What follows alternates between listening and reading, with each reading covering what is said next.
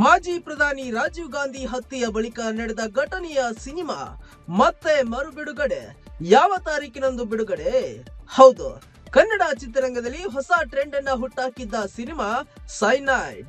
ಮಾಜಿ ಪ್ರಧಾನಿ ರಾಜೀವ್ ಗಾಂಧಿ ಹತ್ಯೆಯ ನಂತರದ ನೈಜ ಘಟನೆಗಳನ್ನ ಆಧರಿಸಿದ ಸಿನಿಮಾವಿದು. ಎ.ಎಂ.ಆರ್. ರಮೇಶ್ ಈ ಸಿನಿಮಾವನ್ನ ನಿರ್ದೇಶಿಸಿದ್ದರು. ಇಂತಹ ರಿಯಾಲಿಸ್ಟಿಕ್ ಹಾಗೂ ಸೂಕ್ಷ್ಮ ಸಿನಿಮಾ ಕನ್ನಡಕ್ಕೆ ಹೊಸದಾಗಿತ್ತು. ರಿಯಾಲಿಟಿ ಆಧರಿಸಿ ನಿರ್ಮಿಸಿದ ಸೈನೈಡ್ ನಿರೀಕ್ಷೆ ಮಾಡಿದ್ದಕ್ಕಿಂತ ಹೆಚ್ಚು ಜನಪ್ರಿಯತೆಯನ್ನು ಕಂಡಿತ್ತು. ಪ್ರೇಕ್ಷಕರು ಈ ರಿಯಾಲಿಸ್ಟಿಕ್ ಸಿನಿಮಾವನ್ನ ಇಷ್ಟಪಟ್ಟಿದ್ದರು. ತಾರಾ, ರಂಗಾಯಣ ರಘು, ಮಾಳ್ವಿಕಾ, ಉಷಾ ಭಂಡಾರಿಯಂತಹ ಕಲಾವಿದರು ಈ ಸಿನಿಮಾದಲ್ಲಿ ನಟಿಸಿದ್ದರು. ಸೈನೈಡ್ ಮಾಜಿ ಪ್ರಧಾನಿ ರಾಜೀವ್ ಗಾಂಧಿ ಹತ್ಯೆಯ ಬಳಿಕ ನಡೆದ ಘಟನೆಯನ್ನ ಆಧರಿಸಿದ ಸಿನಿಮಾ. 2006ರಲ್ಲಿ ಈ ಚಿತ್ರವನ್ನ ಬಿಡುಗಡೆ ಮಾಡುವಾಗ ಏನಾಗುತ್ತೋ ಏನೋ ಎಂಬ ಆತಂಕವಿತ್ತು. ಆದರೆ ಬಿಡುಗಡೆಯಾದ ಮೇಲೆ ಜನ ಈ ಚಿತ್ರ ಸ್ವೀಕರಿಸಿದ ರೀತಿ ಕಂಡು ರಿಲೀಫ್ ಆಯಿತು. ಕನ್ನಡದ ಖ್ಯಾತ ಸಾಹಿತಿಗಳು, ನಟರು ಹಾಗೂ ನಿರ್ದೇಶಕರು ಸಹ ಈ ಚಿತ್ರದ ಕುರಿತು ತಮ್ಮ ಅಭಿಪ್ರಾಯವನ್ನು ತಿಳಿಸಿದ್ದರು. ತಾರಾ ಅವರ ಪಾತ್ರಕ್ಕೆ ರಾಜ್ಯ ಪ್ರಶಸ್ತಿ ತಂದುಕೊಟ್ಟಿತ್ತು.